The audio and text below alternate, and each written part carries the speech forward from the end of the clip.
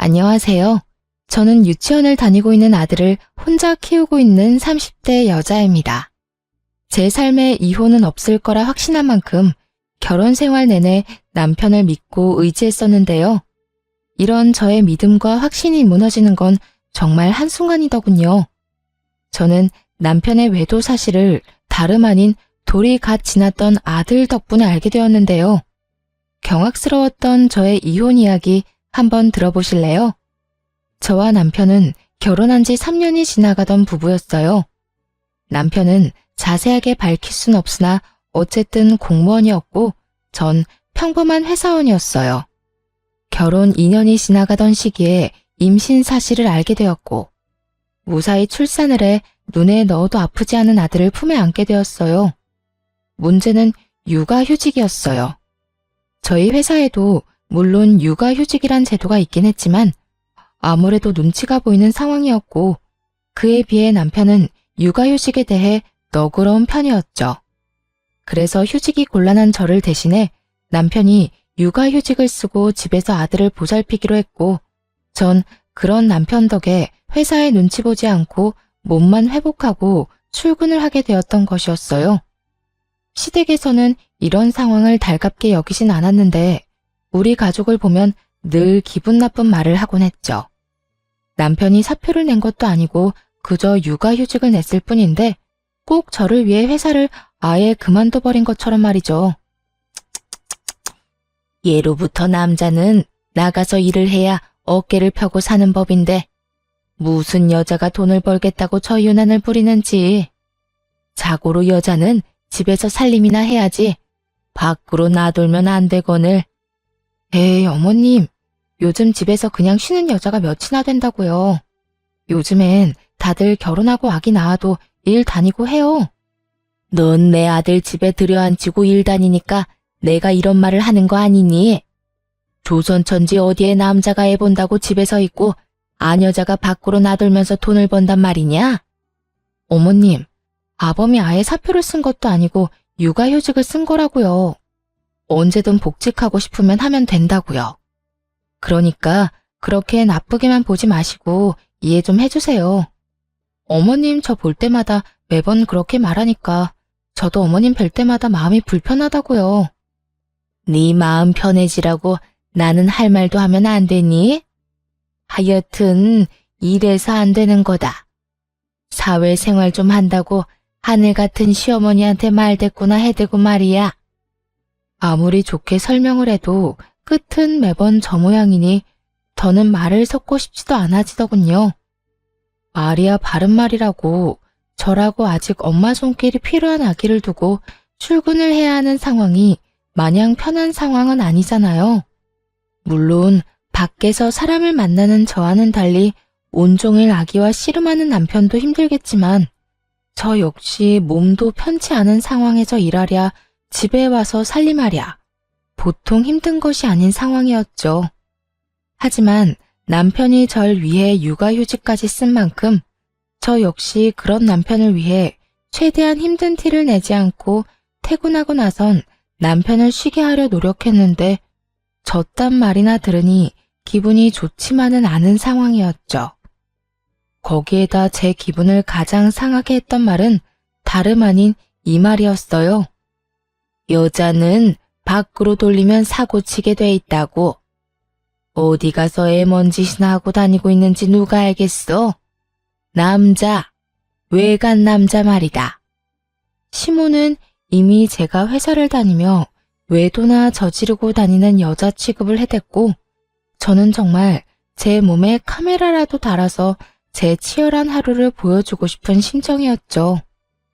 남편은 시댁에서 이런 말이 나올 때마다 이런 말을 하곤 했어요. 우리 부모님이 옛날 분들이라서 그래. 특히 엄마 사고방식이 조금 고지식해서 아마 그런 식으로 말씀하시는 걸 거야. 당신이 나가서 정말 그런 짓을 한다고 생각하는 게 아니라 그냥 말만 저렇게 하시는 것뿐이야. 멀쩡한 아들이 집에서 아기 보고 있다는 사실이 속상하셔서 하는 말이지 뭐. 그러니까 당신 너무 속상해하지 마. 마음에 담아두지도 말고 말이야. 제 마음을 달래주려고 하는 말인 걸 알면서도 계속해서 반복되는 말과 상황 앞에서 남편의 위로 섞인 변명을 들리지 않았고 저는 점점 마음이 상해갔어요. 그러던 어느 날 아들이 열감기에 걸려 고열이 나게 되었고 이 소식을 전해 들은 시모가 저에게 전화를 걸어 모든 것을 제 탓으로 돌리며 화를 내기 시작하더군요. 이래서 애는 엄마가 키워야 한다는 거야. 애 엄마라는 게 애는 뒷전이고 밖으로 나다닌다고 바쁘니 애가 감기나 걸리지. 가뜩이나 아픈 아들을 두고 출근하는 것이 마음도 편치 않고 아들과 남편에 대한 미안한 마음 때문에 눈물을 쏟아내고 싶은 심정인데 퇴근하고 집에 돌아오자마자 저딴 소리나 듣고 있으니 그야말로 폭발을 해버리고 말았어요. 어머님은 제 아들이 눈이 간지러워서 눈만 깜빡거려도 제 탓을 하실 건가요? 애들이 크다 보면 아프기도 하고 감기에 걸리면 열도 날 수 있는 일인데 그건 애가 크는 과정인 거지 누가 잘못하고 누가 틀려서 그런 일이 일어난 게 아니잖아요. 자연스럽고 당연한 일인데 왜 그걸 제 탓으로만 돌리세요? 저도요, 회사 다니고 싶어서 다니는 거 아니고요. 회사 다니고 싶은 남편 끌어다 앉힌 것도 아니라고요. 육아휴직을 먼저 내겠다고 말을 꺼낸 사람도 육아휴직을 결정한 사람도 다 남편이니 더는 저한테 이런 식으로 말하지 마세요. 너 이때까지 이렇게 할 말이 많은데 어떻게 참고 살았니? 입이 무거운 건지 속이 엉큼한 건지 알 수가 없구나. 시모는 있는 힘껏 말을 비꼬아대며 비아냥대고 있었고 저 역시 그런 시모에게 지지 않고 제 할 말을 해주었어요. 언젠간 그만하겠지 싶어 이때껏 참았는데 계속 참았다간 아들이 다 커서 장가 갈 때까지도 잘 되면 남편 덕분 뭐 하나라도 잘못되면 제 탓이라고 할 것 같아서 더는 참을 수가 없었네요. 넌 무슨 말을 그렇게 하니? 내가 또 언제 그렇게까지 네 탓만 했다고. 남들이 들으면 크게 오해하겠어. 난 전부 너를 걱정하는 마음의 한 말이었단다. 시모는 제가 한마디도 지지 않고 맞서자 그제야 한 발 물러서며 본인이 언제 그랬냐고 발뺌을 했고 전 그런 시모에게 조금 더 단호하게 경고 아닌 경고를 날려주었습니다. 어머님은 그런 의도가 아니었다고 한들 모든 걸 제 탓이라고 생각하고 절 미워한다고만 생각이 들었어요. 앞으로는 제가 이런 오해를 하지 않도록 어머님께서 조금 더 조심히 해주세요. 저 역시 그렇게 생각하지 않도록 노력할 테니까요. 그러면 들어가세요. 저는 그대로 전화를 끊어버렸고 남편은 그런 제가 심했다고 생각했는지 저에게 이렇게 말하더라고요. 꼭 그렇게까지 말했어야 했어. 엄마도 애가 아프니까 속상해서 하는 말이잖아. 이때까지 잘 참다가 갑자기 왜 그래? 내가 참기만 하면 어머님이 그만했을 것 같아? 아마 모르긴 몰라도 날 한평생 못 살게 굴었을 거라고. 난 절대 그렇게는 못 살아. 내가 무슨 죄를 지었다고 이런 말을 듣고 살아야 해? 당신이 나서서 막아줄 거 아니면 앞으로 아무 말도 하지 말고 지켜나 봐. 제가 이런 식으로 단호하게 말하자 남편도 가만히 있어주더라고요. 남편은 알았던 거죠. 제가 한 번 아니라고 생각하고 화가 나면 말릴 수 없다는 걸 말이죠. 남편은 더는 이 일을 입에 올리는 일은 없었고 시모 역시 여전히 저를 싫어하는 티가 나긴 했지만 모든 것을 제 탓으로 돌리는 태도는 점차 줄어들더군요. 그렇게 1년이라는 시간이 지났고 무사히 아들의 돌잔치를 마치고 난 얼마 뒤였어요. 남편은 슬슬 복직하고자 하고 있었고 아들을 잃은 시기에 어린이집을 보내야 한다는 사실을 친정엄마가 알게 된 모양이에요. 아이가 조금 더 클 때까진 봐주신다고 먼저 말해주셔서 한숨 돌린 상황이었죠. 남편의 복직이 결정되고 복직의 날이 다가오던 어느 날 남편의 생일 역시 맞물리게 되어 같은 사무실 동료들을 집으로 초대하게 되었어요. 남편이 육아휴직을 내는 동안 여러모로 고생 많으셨다는 의미로 미안함과 감사한 마음을 표현하기 위해 겸사겸사 마련한 자리였어요. 약속 시간이 되자 남편의 동료들이 집으로 찾아왔고 준비된 음식들을 먹고 있으니 낮잠에서 깬 아들이 나오더라고요. 당시 낯을 가리기 시작했던 터라 낯선 사람들의 모습에 울음을 터뜨리거나 곧장 전화 남편에게 다가가 안길 거라고 예상했던 제 생각과는 달리 제 아들은 한 여자 직원의 품으로 달려가 안기더니 이렇게 말하더라고요. 엄마, 어눌하지만 정확한 말 엄마였어요. 엄마, 아빠, 할미 정도는 할 줄 알았고 낯을 가린다는 것 자체가 익숙한 사람은 알아본다는 거잖아요. 분명 낯가림이 극에 달했던 시기였는데 낯선 여자에게 안겨버리는 아들을 보고 있으니 참 의아하더라고요. 어머, 지혜씨가 애들한테 인기가 많나 보네. 어떻게 이 많은 사람 중에 단번에 지혜씨한테 가서 안기나? 그러게, 엄마라고 하는 말 들었지? 아기 목소리 너무 귀엽다. 지혜씨, 기분이 어때? 처녀가 한순간에 아기 엄마가 되었네. 오늘은 제가 하루 동안 엄마가 되는 건가요? 그나저나 아기가 너무 귀엽네요. 한 품에 쏙 들어오는 게 기분이 너무 이상해요. 저마다 아들의 행동을 보며 귀엽다며 까르르거리며 대화를 나누고 있었고 아들을 안고 있는 여자 직원 역시 너스레를 떨며 아들을 더 꽉 안더라고요. 거기까진 그러려니 하며 아들이 그 여자 직원이 마음에 들었나 보다 애써 넘길 수 있었어요. 하지만 정말 의아한 일은 그 뒤에 일어나고 있었죠.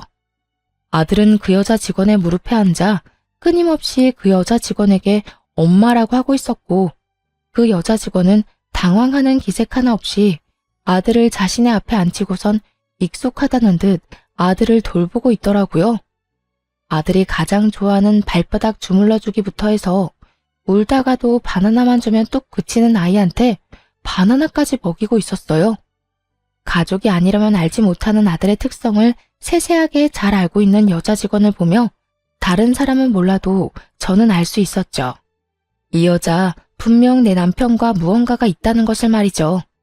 거기에다 그런 제 예상을 뒷받침해주듯 남편은 지나치게 제 눈치를 살피기 시작하더군요. 전 그런 남편을 보며 더욱 제 가설을 확신하게 되었고 표정 관리에 힘쓰며 무사히 식사 자리를 마무리하게 되었습니다.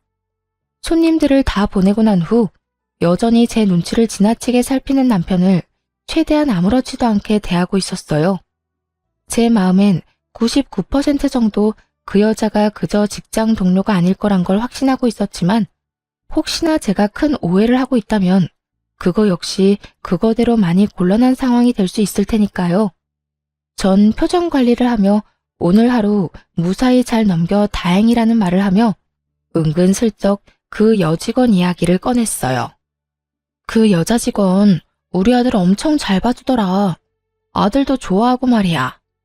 덕분에 편하게 밥도 먹고 수다도 떨었네. 출근하면 고맙다고 해줘. 들어보니까 조카들이 어리다고 하더라고. 그래서 애들도 잘 보고 애들도 잘 따르고 하는가 보더라. 어찌되었든 당신이 오늘 편했다니 다행이다. 나 때문에 당신이 너무 고생하는 거 아닌가 생각했거든. 들어가서 좀 쉬어. 뒷정리는 내가 할게. 아니야, 같이 해. 혼자 언제 다 하려고 그래. 아니야. 내가 다 할 수 있어. 당신은 준비하느라고 정신 없었을 텐데 얼른 들어가서 쉬어. 내가 얼른 끝내고 들어갈게. 그래? 그러면 수고해. 남편은 묻지도 않은 직원의 가족관계까지 설명하며 저를 방으로 밀어넣으려 하더군요. 결국 남편에게 뒷정리를 맡기고 안방으로 들어와 버렸습니다. 아무리 좋게 생각해보려고 해도 의심스러운 정황에 한참을 고민하던 저는 아기가 태어나기 전 충동적으로 구매했던 홈 CCTV 2개를 꺼내들게 되었죠. 무선으로 몰래 숨기기 좋아 보였거든요. 하나는 남편이 거실을 치우는 사이 아기 수납장 맨 위 인형들 사이에 숨겼고 하나는 남편이 자는 사이 거실에 있는 수납장 안에 숨겨두었죠. 아예 신경을 쓰지 않고 보면 아무도 눈치채지 못할 정도로 몇 번이고 확인했고, 그렇게 아무 일도 아무것도 모르는 척 일상생활을 잘하고 지냈죠. 어느덧 남편의 복직 일주일 전으로 다가왔지만 그때까진 아무리 CCTV를 살펴봐도 그 어떠한 의심스러운 장면이 없더라고요. 의심스럽기는커녕 아들을 보느라 고생인 남편을 보는데 안쓰러운 마음마저 들었어요. 남편은 긴 시간 외출하는 일이 거의 없었고 해봤자 아이와 함께 잠시 단지 내에 산책하러 간다거나 아이와 외출 시간이 길다 싶으면 함께 장을 봐서 오는 듯 양손 가득 먹거리를 사들고 들어오더라고요. 그런 남편의 생활을 지켜보고 있자니 괜한 사람을 오해한 것 같아 죄책감마저 느껴지더라고요. 그런 생각이 드니 이 모든 것이 무슨 짓인가 하는 생각이 들며 집에 숨겨왔던 CCTV를 치워야겠다고 마음먹은 어느 날이었어요. 그날은 의도치 않은 야근이 생겨 저녁 10시가 넘어가도록 퇴근을 못하던 날이었어요. 남편에겐 야근 때문에 많이 늦을 것 같다고 말해놓고 아이가 잘 있는지 틈틈이 휴대폰으로 챙겨보고 있었죠. 그런데 그날따라 남편의 행동이 수상하더라고요. 평소엔 편한 차림으로 집에서 지내던 사람인데 그날따라 옷을 신경 쓴다 싶더니 이곳저곳 다니며 탈취제를 뿌리질 않나. 또 심지어는 손도 대지 않던 화장실 청소까지 하기 시작하더군요. 이불을 터는 모습이 보이기도 했고요. 정말 이상하다는 생각이 들던 그때 저녁 7시쯤 집에 누군가 찾아온 듯 했고 그 누군가는 저의 예상대로 그 여자였어요. 두 사람은 제가 없는 제 집에서 마치 신혼부부라도 되는 양 행복한 시간을 보내기 시작하더라고요. 그러면서 나누는 두 사람의 대화에 손이 벌벌 떨리더군요. 자기야, 왜 이렇게 오랜만에 왔어? 아이고, 혹시 모르잖아. 일도 바쁘기도 했고, 그날 주원이가 나한테 엄마라고 하면서 내 무릎에 앉는데 내가 태어난 척 했지만 정말 깜짝 놀랐다니까. 자기 부인은 아무 말도 안 했어? 내가 말했잖아. 그 여자 눈치가 진짜 없다고. 그날도 무사히 잘 넘겼다고. 자기 덕분에 밥 편하게 먹었다고 오히려 고마워하더라니까. 그나저나 나도 깜짝 놀랐지 뭐야. 엄마라고 하라고 시키긴 했지만 집사람 앞에서도 자기한테 엄마라고 할 줄은 전혀 몰랐잖아. 남편은 아들의 머리카락을 쓰다듬으며 상간녀를 보고 웃고 있었고 상간녀 역시 남편과 눈을 마주하며 웃는가 싶더니 아들을 끌어안고 경악스러운 말을 하기 시작했어요. 그러니까 우리 주원이가 참 똑똑하다니까. 주원아, 엄마 해봐. 엄마. 그래 주원아, 지금부터 익혀둬. 네 엄마가 될 수도 있으니까 말이야. 남편과 상간녀는 제 아들을 붙잡고 엄마라고 말하라며 시키고 있었고 아직 아무것도 모르는 아들은 그저 맑게 웃고 있더라고요. 그 모습을 보는데 정말 눈이 돌아버릴 것만 같은 기분이었어요. 그게 끝이 아니에요. 상간녀는 옷방으로 들어가 편한 옷까지 갈아입고 나와선 집 주인인 척 행세를 하는데 정말 집으로 당장 뛰어가고 싶은 심정이었어요. 그 모든 장면을 보는데 왜 제 아들이 상간녀에게 엄마라고 부르며 살갑게 굴었는지 알 것만 같더라고요. 기특하고 똑똑하다며 아들에게 관심을 주는 것도 잠시.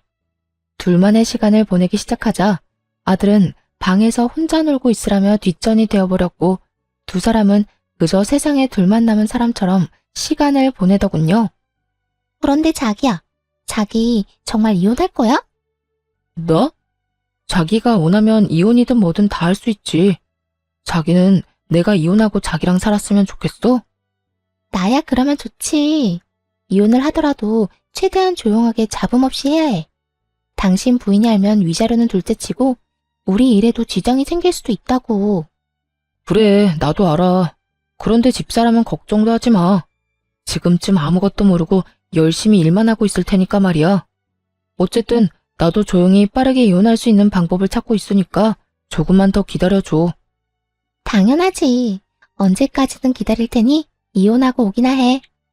두 사람은 제가 모든 것을 듣고 보고 있다는 사실은 상상치도 못한 채 저와의 이혼을 계획하고 있었고 그 모습을 보는 저는 분노로 몸이 다 떨려왔어요. 그렇게 전 모든 상황들을 보며 이혼을 결심하게 되었고 아들을 뺏기지 않고 보호하고자 계획을 세우게 되었죠.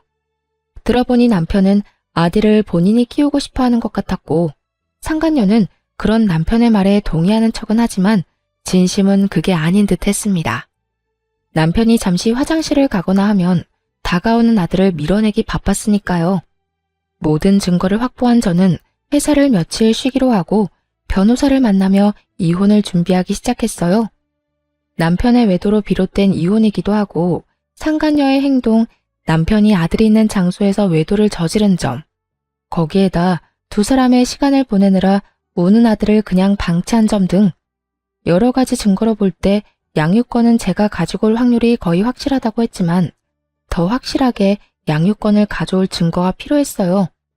그래서 남편을 시댁으로 불렀고 시댁에서 확실하게 제 양육권을 확보하기로 했죠. 아들을 친정에 맡기고 온 남편이 시댁으로 들어왔고 전 남편 놈이 들어오자마자 남편의 싸대기를 시원하게 날려버렸죠. 순식간에 일어난 일에 남편과 시모는 멍하니 보고만 있었고 시모는 목덜미를 잡고 개거품을 물고 있더라고요. 너 이게 무슨 짓이야? 감히 내 앞에서 누구 얼굴에 손을 대는 게야? 네가 정녕 미친 거야? 어머님, 미친 사람은 내가 아니라 이 사람이에요. 제 말에 남편은 억울하다는 듯 저를 보며 득달같이 따지고 들기 시작했어요. 내가 뭘 잘못했는데 다짜고짜 이러는 거야? 내가 갑자기 왜 이러는지 조금도 짐작이 안 가니? 그만큼 당당한 거야? 아니면 워낙 잘못한 게 많아서 뭘 말해야 할지도 모르겠는 거야? 말을 해. 당신이 아무 설명도 없이 이러는데 내가 어떻게 알아? 정확히 설명을 해보란 말이야. 아, 그래? 그러면 이거 좀 볼래? 여전히 아무것도 모르겠다는 표정으로 피해자인 척하는 남편을 향해 미리 영상분을 캡처해 뽑은 사진을 남편의 얼굴에 냅다 던져버렸어요. 땅바닥에 떨어진 사진을 봤는지 남편 얼굴이 점점 사색이 되어 가더라고요. 당신 아주 대범하더라. 감히 우리 집에서 이딴 짓을 해? 그것도 내 배 아파서 난 내 자식 앞에서? 네가 이러고도 인간이야? 이게 아빠라는 인간이 할 짓이냐고. 차라리 애를 맡기고 밖에서나 만나서 놀아야지. 이게 도대체 뭐 하는 짓이야? 여보, 그게 아니라 내 말 좀 들어봐. 그게 아니긴 개뿔. 이미 다 듣고 이미 다 봤어. 너 나랑 이혼한다며? 최대한 조용하고 잡음 없게 이혼을 해? 누구 맘대로. 내가 너랑 이 여자 가만둘 것 같아? 저는 고함을 질러버렸고 시모는 빠르게 다가와 바닥에 떨어진 사진을 주워 들더라고요. 사진을 쥔 시모의 손이 덜덜 떨리고 있었는데 그런 손과는 달리 표정은 애써 평온한 척 연기를 하기 시작했어요. 그 상황에서도 어떻게 해서든 남편에게 불리한 상황을 만들기 싫어 악착같이 괜찮은 척, 아무렇지 않은 척, 태연한 척 연기를 하는 것이었죠. 그렇게 한참 마음을 가다듬던 시모는 태연한 목소리로 말했어요. 그래서 어쩔 거니? 애도 있는데 이까진 일로 이혼이라도 할 거니? 남자들 사회생활 하다 보면 이런 실수 한두 번은 다들 하고 살아. 남편이 바람 좀 피웠다고 이혼하면 이 세상에 나만 아는 부부가 있을 거라 생각해? 어머님 같으면 다른 여자랑 바람나서 언제 이혼할까 날짜 세고 있는 남자랑 살 수 있어요?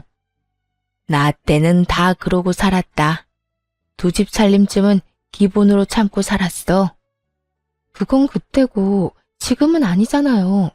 어머님은 이해하고 살 수 있을지 몰라도 저는 제정신이 올바르게 박혀 있어서 절대 그렇게는 못 살겠네요. 당장 이혼할 겁니다. 시모는 단호한 제 태도에 콧방귀를 끼며 제 예상에서 한치도 벗어나지 않는 말을 하기 시작하더군요. 그래? 네 뜻이 정 그렇다면 이혼하거라. 너랑 이혼한다고 한들 우리 아들이 혼자 살 것도 아니고. 말이야 바른 말이라고 그냥 평범한 회사원인 너보단 같은 공무원 며느리가 나도 좋겠네. 이혼은 해도 되는데 단 내 손주는 네가 못 데리고 간다. 그건 네가 무슨 말을 하고 네가 어떤 수를 써도 절대 안 되는 일이니 그렇게 하라. 이미 예상했던 대로 흘러가서 그런가 저딴 말을 들어도 놀랍지도 않더라고요. 전 그런 시모의 말에 눈 하나 깜빡하지 않고 준비한 말을 꺼냈어요. 그러죠 뭐. 여자 혼자 아들 키우는 게 어디 보통 일이겠어요? 그렇게 원하신다면 제 아들 데리고 가서 잘 키워보세요. 그런데 어머님, 새며느리 될 이 여자도 과연 어머님이랑 같은 생각일까요? 나이도 어려 직업도 공무원이라 앞날이 창창한데 이혼남인 것도 모자라 애까지 있다고 하면 글쎄요. 지금은 사랑에 눈이 멀어서 앞뒤 재지 않고 이딴 짓까지 한다고 쳐도 막상 정말 이혼까지 하고 애까지 키워야 한다고 하면 그 여자가 순순히 받아들일지는 잘 모르겠네요. 뭐야? 지금 네 말은 그 여자가 내 손주를 안 키워주기라도 할 거란 말이야? 그렇잖아요. 어머님 같으면 직업도 공무원에 나이도 어린데 이혼남도 모자라 애까지 키워야 한다고 하면 그런 결혼할 것 같아요. 제가 본 게 좀 있어서 그러는데 그 여자 절대 제 아들 제대로 안 키울 거예요. 우리 집에 나 몰래 왔을 때도 남편이 화장실 가니 애는 나 몰라라 하던데요, 뭘. 이렇게 바득바득 우겨서 데려간 아들 다른 데는 맡기지는 못할 거고 그렇다고 해서 어머님이 이제 걷기 시작한 애를 도맡아 키울 수는 없을 텐데 그래도 손주가 아까워서 저에게 못 주겠다고 하면 하는 수 없죠. 제가 포기할게요. 시모는 제 말을 가만히 듣고 있더니 일리가 있다 싶었는지 순식간에 말을 뒤집더군요. 아, 아니다. 모름지기 애는 엄마가 키워야 하는 게야. 나야 물론 내 새끼 곁에 두고 보면 좋겠지만 어디 내 생각만 할 수 있니? 우리 손주를 위해서 이 할미가 포기할 건 포기해야지 뭐. 시모의 말에 남편이 나서 그럴 순 없다고 했지만 그 역시도 아들 혼삭기를 막을까 걱정됐던 시모가 득달같이 반박하고 나서주더군요. 그래도 애를 어떻게 보내? 난 내 아들이랑 같이 살 거야. 내 아들이랑 떨어져 살기 싫다고. 이 녀석아, 조용하지 못해? 애야 한 번씩 보면 되지만 넌 이혼해서 혼자 어떻게 살 거야? 한평생 외롭게 살 거야? 그건 걱정하지 마. 쥐애가 우리 아들 자기 자식처럼 키워준다고 했다고. 그걸 다 믿어? 지금이야 너한테 눈이 멀어서 애가 어려도 뭐든 다 하겠다고 말하겠지만 막상 너 이혼하고 네가 아쉬운 처지 돼봐라. 그때도 네 말처럼 애 키운다고 말이 나올지. 그리고 너희 살면서 애라도 생기면 어떻게 할 거야? 여자는 제 배 아파 낳은 자식한테 손길 눈길 한 번씩은 더 가게 되는 법이야. 설마 우리 쥐애 그런 여자 아니라고. 그런 여자라서 그렇게 행동하는 게 아니라 그런 상황이니 그렇게 행동할 수밖에 없다는 걸 왜 몰라 이 녀석아. 괜히 애 때문에 상황 시끄럽게 만들지 말고 그냥 넌 홀가분하게 애 주고 와서 깨끗하게 새 출발해. 시모의 반박 불가한 말에 남편은 어느새 수긍하며 고개를 끄덕이고 있었고 전 마음속으로 쾌재를 불렀습니다. 만약 그럼에도 시모와 남편이 양육권을 가지려 우겨대면 읊어주려고 미리 작성해왔던 변호사님의 자문도 주머니 속에 있었거든요. 뭐 귀찮은 일은 덜었던 것이었죠. 그래, 그러면 우리 아들 양육권은 당신이 가져. 그 대신 우리 아들 잘 키워야 한다. 정말 잘 키워야 해? 어쩔 수 없지 뭐. 그런 걱정은 하지도 마. 그래도 내가 엄만데 남보다 내가 더 지극정성으로 키우지 않겠어? 당신은 이상한 걱정하지 말고 이혼이나 잘 준비해. 그렇게 양육권 문제도 마무리되었고 그 자리에서 양육권 포기 각서도 받았습니다. 물론 양육권을 포기한다는 모든 대화 내용도 녹음을 따로 해두었고요. 양육권을 확보하게 된 저는 이혼 절차에 박차를 가했고 소장이 다 작성되던 그날 바로 이혼 서류와 상간녀 소장을 가지고 직접 남편과 상간녀가 일하는 사무실로 찾아갔습니다. 그날은 남편의 복직 첫날이었기에 여러모로 기념스러운 날이 되려고 그날로 정했던 것이었죠.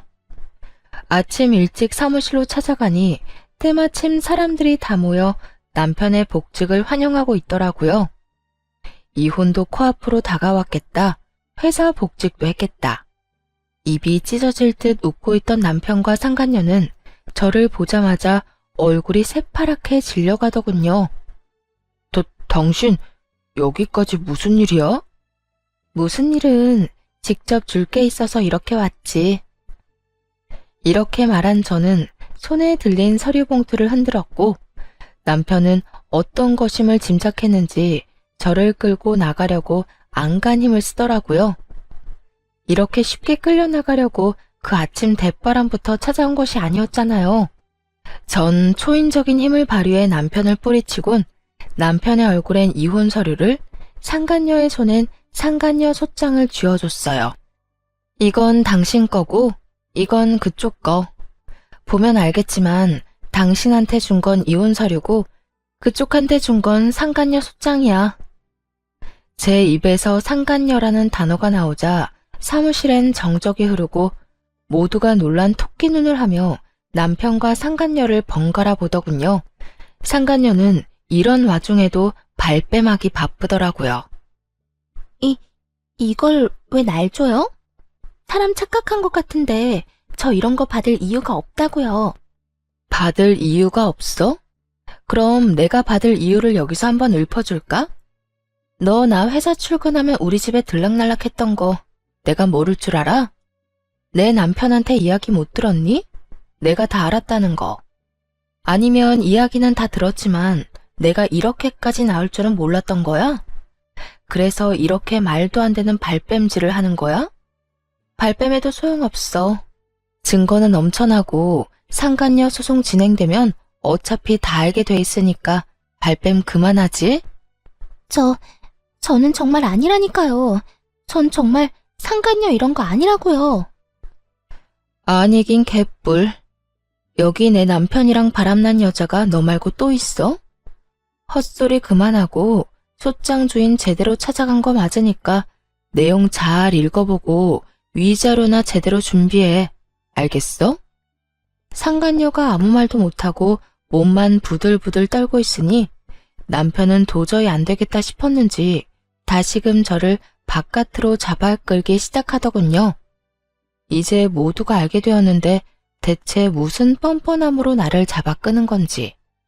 그 손길이 너무 더럽고 추악하게 느껴졌던 저는 팔을 신경질적으로 쳐내며 말했죠. 이거나 어디서 감히 내 몸에 손을 대? 네가 가지 말라고 해도 내 할 일은 다 했으니 이제 갈 거야.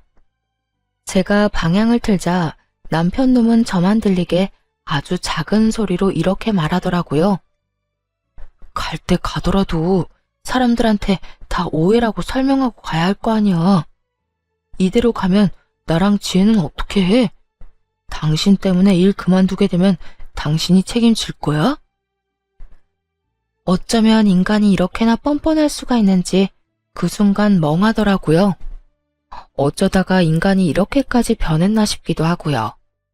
어이없다는 듯 남편을 쳐다보다 큰 소리로 고함을 치고 사무실을 나와버렸습니다. 야, 뭐? 오해? 너랑 저 여자 바람 피운 증거가 차고도 넘치는데 오해는 무슨 오해야. 그리고 너희가 불륜 저질러서 일 못하게 된 걸 왜 나한테 책임을 지래? 정신 차려. 내 인생 망친 너희들이 나한테 어떻게 해줘야 하지. 너희한테 내가 해줄 건 복수 말곤 없다 이거야. 할 일을 무사히 마친 저는 집으로 돌아와 버렸고 그 후 본격적인 이혼이 진행되었어요. 저는 두 사람 모두에게 위자료를 받게 되었고 양육권 재산 분할까지 제가 원하는 대로 이혼을 마쳤죠. 전 남편과 상간녀는 불륜 사이가 기정사실화되었고 당연히 내부 징계를 통해 힘들게 공부해서 된 공무원이란 직업을 그만두게 되었죠. 그렇게 직업만큼은 지키고 싶어 하더니 제 계획대로 다 이루어져서 얼마나 기뻤는지 모릅니다. 재판을 통해 이혼이 확정되는 날 전 남편과 상간녀가 백수 신세가 되었단 걸 알았는지 시모에게 전화가 와 온갖 악담을 퍼부어대더군요. 네가 그러고도 사람이야? 그냥 조용히 이혼이나 하면 되지. 거길 왜 찾아가서 우리 귀한 애들 백수로 만들고 난리야?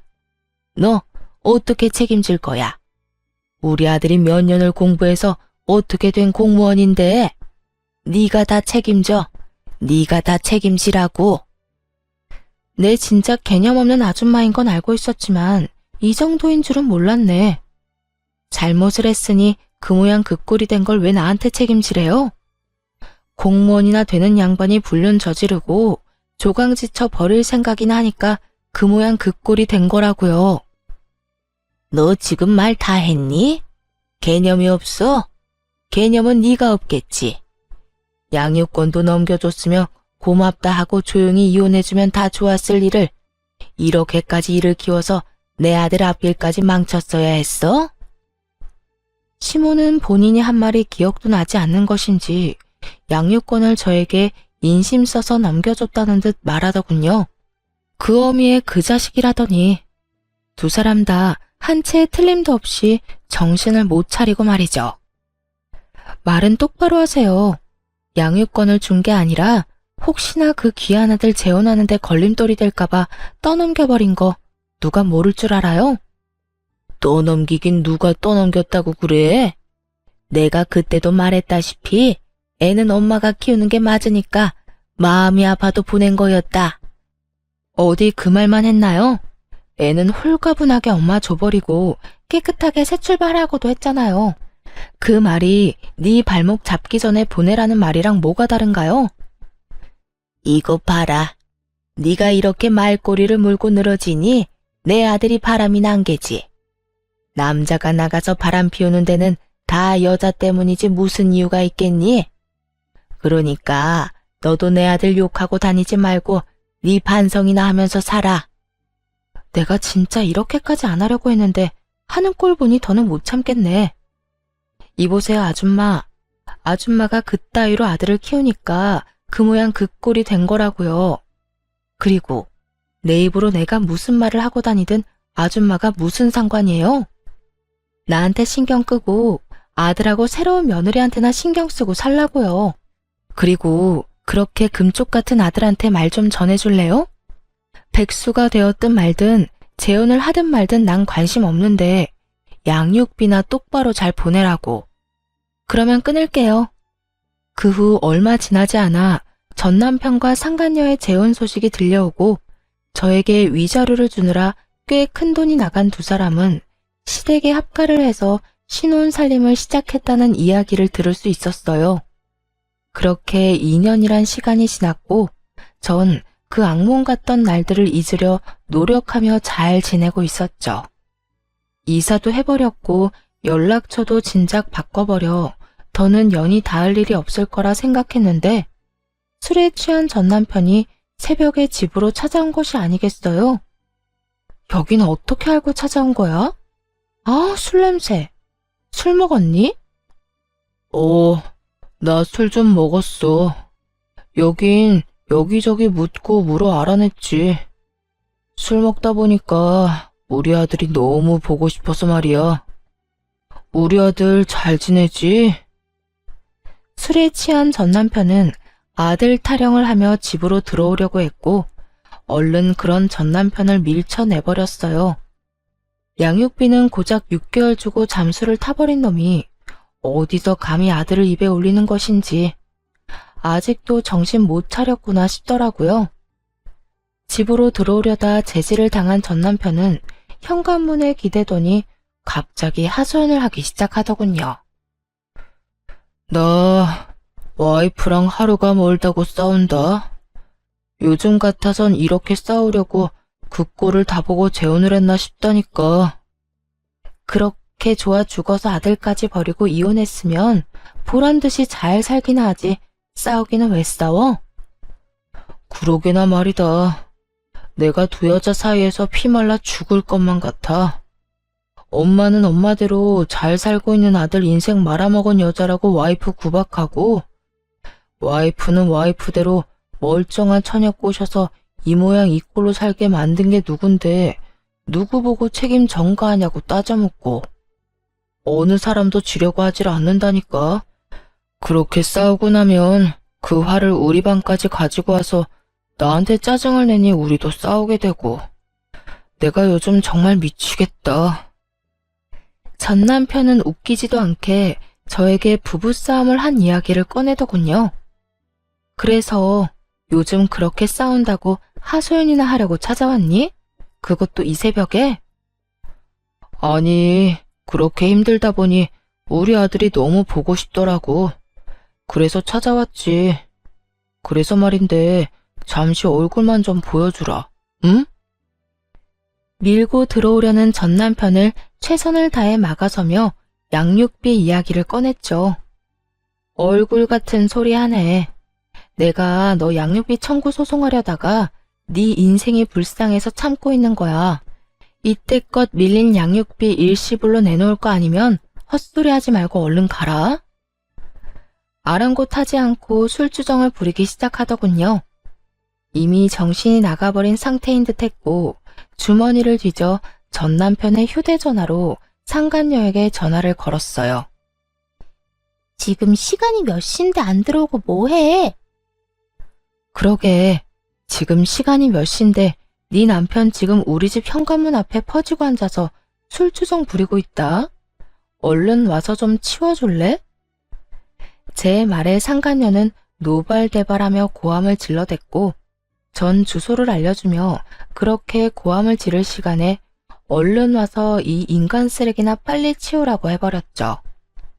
그렇게 전화를 끊고 얼마 지나지 않자 임신을 했는지 배가 꽤 나온 상간녀가 화를 내며 오더라고요. 이게 도대체 무슨 일이야? 두 사람 나 몰래 만나고 있었어요? 두 사람 재결합이라도 하기로 했냐고. 내가 미쳤어? 이딴 인간이랑 재결합하게. 그러면 내 남편이 왜 여기 있어요, 왜? 나한테 복수라도 하려고 내 남편 끌어들였어요? 너도 당해봐라 이거냐고요. 야, 가지라고 해도 안 가고 오라고 한 적도 없거든? 알려준 적도 없는 집 찾아와서 이러는데 나보고 어쩌라는 거야? 난 네 남편한테 아무런 감정도 없으니까 제발 좀 데리고 가고 앞으로 네 남편 단속이나 좀 잘해. 다음에 또 이딴 식으로 찾아오면 경찰에 신고할 거라고 꼭 좀 전해주고. 상간녀는 저를 한번 쏘아보더니 전 남편을 흔들어 깨워 질질 끌고 집으로 돌아가더군요. 그 꼴 참 보기 좋다 싶었네요. 그 후 들리는 전 남편은 또 제 번호를 어떻게 알았는지 연락이 와선 친절히 그 뒷이야기를 전해주더라고요. 당신 도대체 내 와이프한테 그날 뭐라고 한 거야? 혹시 뭐 오해할 만한 이야기 했어? 오해? 무슨 오해? 너랑 나 사이에 남은 오해라도 있니? 난 그저 네 남편 술 많이 취해서 이러고 있으니 데리고 가라고 했을 뿐이야. 아, 나한테 개거품 물길래 남편 단속이나 잘해라고도 했네. 별 말도 안 했는데 내 와이프는 왜 그러는 거야? 당신하고 나하고 다시 만나는 게 분명하다면서 흥신소에 의뢰를 해서라도 증거 잡아낼 거라고 난리를 부리는데 나 정말 미치겠다고. 도대체 우리 집이랑 전화번호 누가 알려줬는지 모르겠는데 이딴 말이나 하려고 전화했니? 술도 다 깬 것 같으니까 다시 한번 말할게. 너 나한테 연락하고 찾아오려거든 밀린 양육비 다 내놔. 양육비는 꼴랑 6개월 주고 입 닦아놓고선 어디서 양심도 없이 연락질이야? 네 부인이랑 싸우든 말든 난 관심도 없으니까 찾아오지도 말고 연락도 하지 마. 한 번만 더 연락하거나 찾아오잖아? 경찰에 신고는 물론이고 바로 양육비 청구 소송 들어갈 테니까 그렇게 알아. 전 전화를 끊어버리고 차단을 해버렸고 그 후 다른 소식이 들려오더군요. 상간녀의 광기 어린 집착에 결국 전 남편도 폭발을 했는지 큰 싸움이 되어버렸고 화가 머리끝까지 난 상간녀는 전 시댁을 뒤집어 엎어버리고 짐을 싸서 나가버렸다고 하더라고요. 전 시모는 그 모습을 보곤 목덜미를 잡고 뒤로 넘어가 버렸고 세상에 다시 없을 사랑이라고 자부하던 두 사람은 이혼을 하게 되었다고 합니다. 뱃속에 아기까지 있는데도 말이죠. 그렇게 사랑해서 모든 걸 다 버리고 결혼까지 하더니 그 사랑의 결말이 겨우 가정 파탄이라니. 역시 불륜 커플에 어울리는 결말이다 싶었네요. 그러게 바람 피운 게 뭔 죄냐며 창피한 줄 모르고 나댈 때 알아봤죠. 그 후 전 잘 지내고 있습니다. 몇 년이라는 시간이 또 지났고 아이는 이제 유치원에 다니고 있어요. 그리고 또 전해드릴 좋은 소식은 제가 결혼을 앞두고 있다는 것이에요. 제가 만나는 남자는 회사 거래처 사람으로 알고 지낸 지는 오래된 사람이에요. 이혼을 하고 3년 뒤쯤엔가 우연찮은 계기로 밥을 함께 먹게 되었고 이런저런 이야기를 나누다 가까워졌죠. 처음엔 그저 친구처럼 지냈는데 어느 날 갑자기 예비 남편이 고백을 해오더라고요. 저 사실은 오래전부터 관심이 있었어요. 그게 이혼하고 난 뒤부터 말이에요. 상황이 상황인지라 천천히 다가가려고 했는데 마음이 자꾸 급해져서 안 되겠어요. 우리 지금처럼 친구같이 만나는 거 말고 좀 더 가까운 사이로 지내면 안 될까요? 이 고백을 듣는데 제 인생에는 다시 없을 거라 생각했던 설렘이 느껴지더라고요. 그래도 애까지 있는 돌싱녀에겐 너무 아까운 사람이라는 생각에 그저 안 된다고 밀어냈는데 그런 저를 끝까지 잡아주더라고요. 그렇게 저는 예비 남편의 마음을 받아주게 되었고 결혼까지 앞두고 있네요. 배려심도 깊고 무엇보다 제 아들을 친자식처럼 아끼고 사랑해주는 제 예비 남편에겐 남다른 아픔이 있는데요. 그건 바로 부모님이 일찍 돌아가셨다는 것이에요. 오랜 시간 사랑이 고팠던 제 예비 남편에게 저와 제 아들이 아낌없는 사랑을 주며 함께 잘 살아가 보려고 합니다. 어렵게 시작한 관계이고 힘들게 마음먹은 재혼인 만큼 더 신중하고 더 최선을 다해 살아보려고요. 다들 응원해 주실 거죠? 사실 아들을 데리고 이혼을 하게 될 때만 해도 제가 재혼을 할 거란 생각은 하지도 못했었어요. 하긴 예상하지 못한 이혼도 했는데 재혼은 못하란 법은 없긴 하죠. 어쨌든 이혼할 때까지만 해도 여자로서의 제 삶은 끝이 났고 오로지 엄마로서의 삶만 남았다고 생각했는데 그건 또 아니더라고요. 그렇다고 해서 이혼을 하고 난 후 아들과 살던 시절이 행복하지 않았던 건 아니었지만 새 사람이 되고 나니 그 행복은 배가 되어 돌아왔어요. 제가 이런 말을 하는 이유는 바로 저와 비슷한 상황에 계신 분들 때문인데요. 아이가 있기 때문에 한 번의 실패 때문에 등등 많은 이유로 새 출발을 생각도 하지 않는 분들이 많더라고요. 그런 분들께 말씀드리고 싶어요. 자녀분을 홀로 양육하고 있다는 건 그만큼 사랑이 넘치고 책임감이 있다는 뜻이고 이혼을 했다는 건 손가락질 받거나 욕먹을 일이 아니란 것이에요. 아무 잘못도 없는 우리가 한 발 내디뎌 행복해야 하는 건 당연한 거 아닐까요? 다들 행복하세요. 제가 응원할게요. 긴 사연 함께 해주신 분들 감사합니다.